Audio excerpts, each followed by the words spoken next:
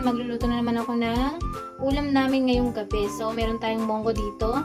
And then, yung dilis, yung dried na dilis yan, guys. Tsaka, may karne. And then, lagyan ko siya ng daon ng ampalaya. So, bale, itong dalawang ano na to, pack ng, may plastic na monggo. Iluluto ko na lang siya lahat kasi, ayun mo, madami naman siyang sahog. Abot pa yan siya bukas. So, ayan pa, ano ko muna to. Palambutin ko muna tong monggo. So, ayan guys. Prepare na ako ng aming dinner. So, ayan guys. Nalagyan ko na siya ng tubig itong monggo. Ayan, isasalang ko na siya. Palambutin ko muna siya bago ko siya igisa. Para mas mabilis siyang maluto. Ayan, dapat kanina ko pa to naluto eh. Kaso nga lang, syempre, whitey pa more. O, ayan, open ko na.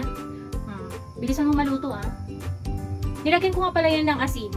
Kasi, sabi ng nanay ko dati, mas mabilis dumaluto ang monggo kapag nanuhan mo siya ng asin. Nilagyan mo siya ng asin. So, ito, sinasabi ko na naman ang aming kanin para sa pagluluto. O, diba? So, ayan, dyan na lang muna kayo guys. Babalikan ko kayo mamaya kasi anin ko muna itong ampalaya. Tanggalan ko muna siya sa tangkay. At saka maghihiwa ako ng mga ricado. At saka ito, malaki itong hiwa ng karne. So, liitan ko lang yan siya. Bakit ko nilagyan ng karne? Kasi hindi naman naulam ang aming bunso ng ganito. Yan o, dilis. Hindi yan siya naulam ng ganyan.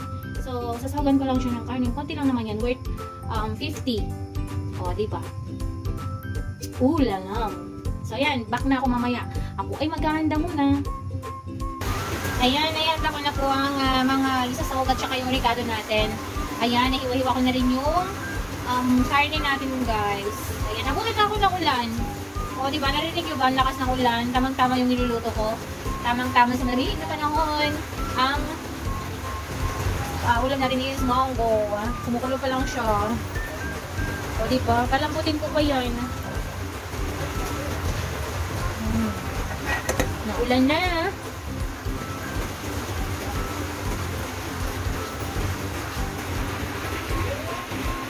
Salang na natin ng maywaga nating kawali. Sana all. Ayan, open ko muna to. Painitin na naman. And then, bago tayo maglagay ng oil. Dali lang naman yan siya uminit, guys.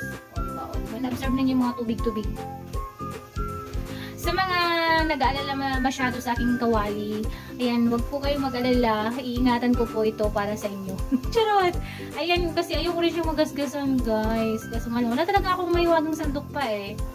Wala, di pa ako nakabili talaga.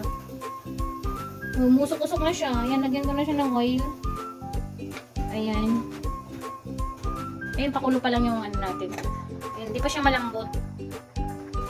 Ang ating monggo. Yan, lagyan ko muna ito ng oil. Ayan, nalagyan ko na siya ng oil. Ayan guys, konti lang yung nilagay kong oil. Ayan, mainit na yan. Ilagay na natin itong paminta. Ay, paminta, bawang pala yun. Ano ba yan? Bawang pala yan. Ginagawa mo!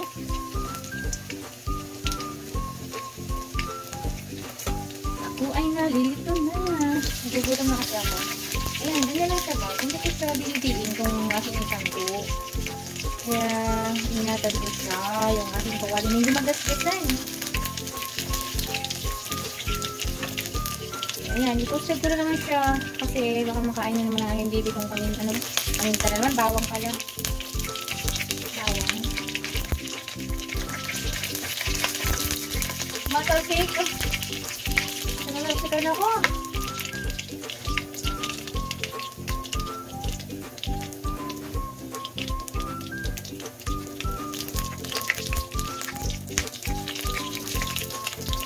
Ayan, okay na ito guys. Isunod na natin ang sibuyas.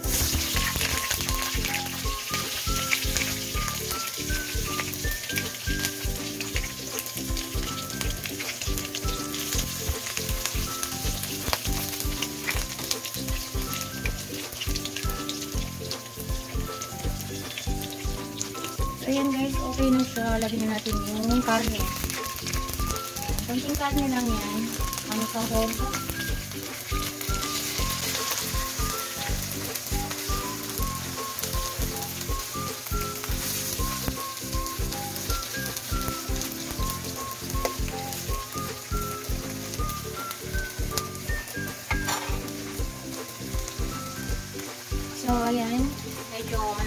ating munggo. O, diba? Lamig na naman ang ulam yung chosa nyo. Ngayon lang ako ulit nakaulam ng munggo. Kasi ayaw naman ang asawa ko ng munggo kasi kami lang tatlo lang kakain. Noon pa yan. Nung ako ay nililigawan pa lang. Sana all. Ayaw niya talaga niya ng munggo.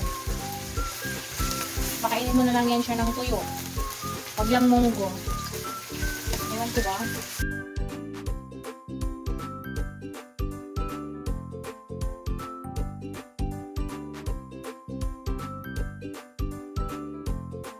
Yung mga dahon-dahon, sa akin lang din yan na makain, na ganasan na kainin yung alubay. Laklak ng kalabasa, hindi niya yan alam ulamin yan dati. Kasi sa kanila daw is, kamulang daw yun. Pwede yun kami na. Favorite ko kasi yung malaklak ng kalabasa. Ayun, natuto naman siya kumain. Huwag lang tumugo. Huwag na wag mo yung mapaulam yung munggo dahil ayaw niya talaga. More delicious. Luto ko lang siya yan. Luto ko lang. So, dagdagan ko siya ng water kasi gusto ko kasi siya malambot. Malambot na talaga siya.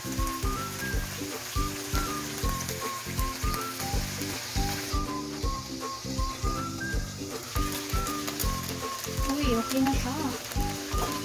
Inagyan ko lang siya ng salt para may yung lasa.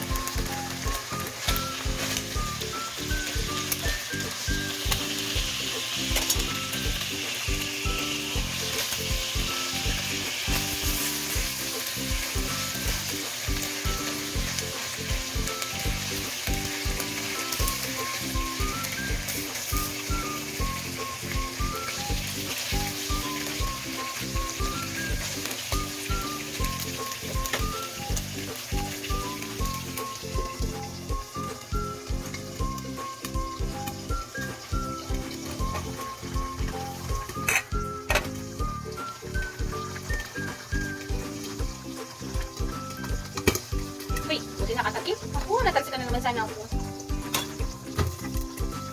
Yung putok-putok. So, ayan, nilagay na natin yung kamatis. Ayan, ninuli ko yung kamatis kasi madurog siya. Madurog siya kasi matigas pa yung karne. Diba? Ninuli ko na lang siya. Saka yung kamatis ko guys, kaya tanggalin ko siya ng buto.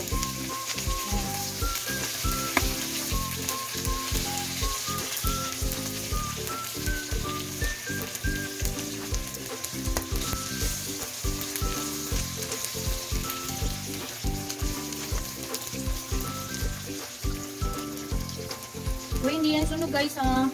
Ano yan? Toasted. Tinatoasted ko talaga yung karne. Yan. Ito kasi toasted eh.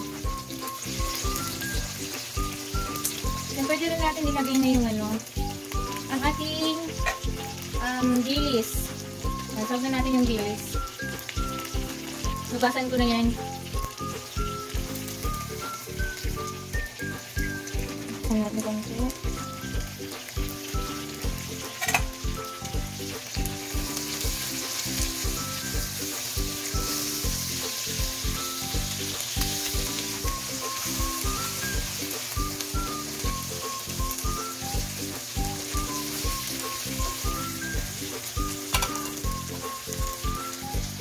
Ayan, magluto-luto na rin ng ating dilis.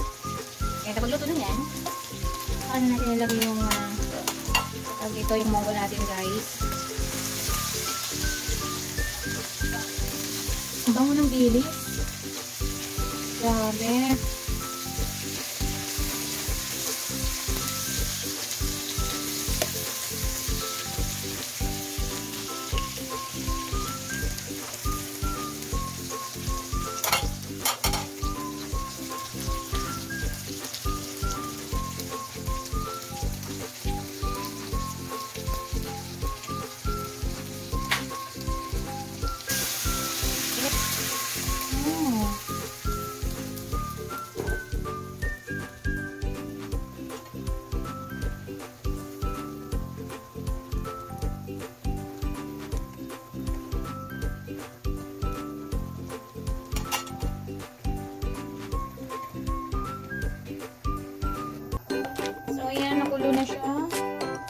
ng pampalasa. Ayan, ang nilalagay ko siyang pampalasa ay pork. Pork cubes. Ayan, ganyan lang siya. Hindi ko lang siyang kumulo bago ilagay yung dawa. Ready ng ating ampalaya. Sarap. Gusto ko talaga ng ganito ang kulay. Ako dito hanggang bukas kasi kaming tatlo lang kakain eh.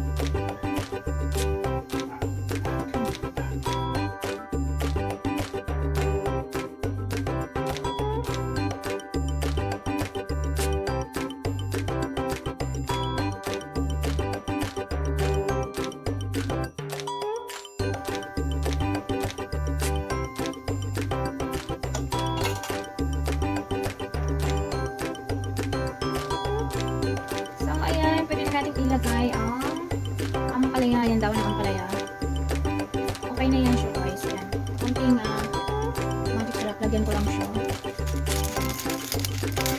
Ready to eat na.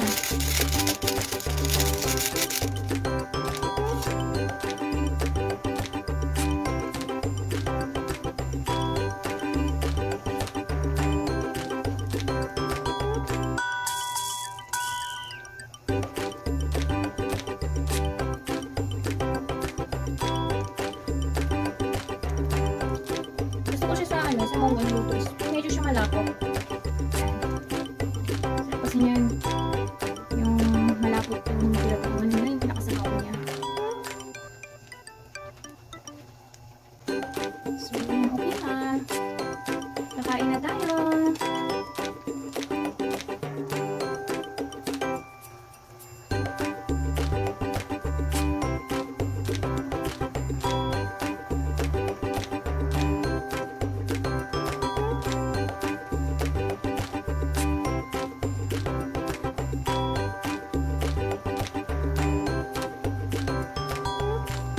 So, ayan guys, kakain na tayo.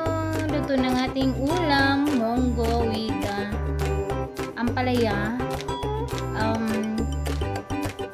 dilis at saka yung karne. So, let's eat. Ayan, thank you for watching guys.